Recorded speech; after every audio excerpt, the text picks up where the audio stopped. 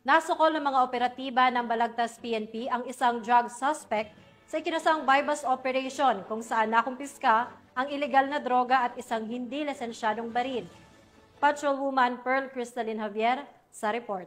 Ito ng operatiba ng Baliwag City Police Station ang dalawang lalaki sa isinagawang buy-bust operation sa Barangay Tangos, lungsod ng Baliwag, Bulacan. Kinilala ni Police Major Mark Anthony L. San Pedro, hepe ng Balagtas Municipal Police Station, ang suspect na si alias Christian, 32 anyos, residente ng Northville 6 sa nasabing barangay. Batay sa ulat, nakatanggap ng impormasyon ang mga tauhan ng Station Drug Enforcement Unit ng Baliwag City Police Station hinggil sa ilegal na aktibidad ng mga suspect. Dahil dito, agad na ikinasang operasyon na nagresulta sa pagkakaaresto ng dalawa. Nasamsam mula sa mga suspect ang 3 piraso ng heat-sealed transparent plastic sachet na naglalaman ng hinihinalang shabu at isang caliber 38 armscore revolver na walang serial number.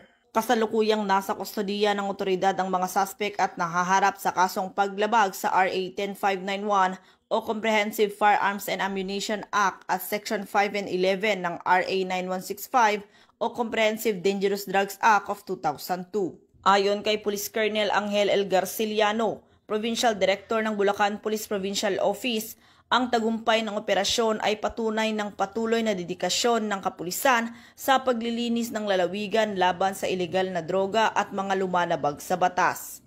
Mula dito sa Bulacan Police Provincial Office, ako ang inyong PNN Correspondent, Patrolwoman Pearl Crystalline Javier, alagad ng batas, tagataguyod ng Balitang Pulis.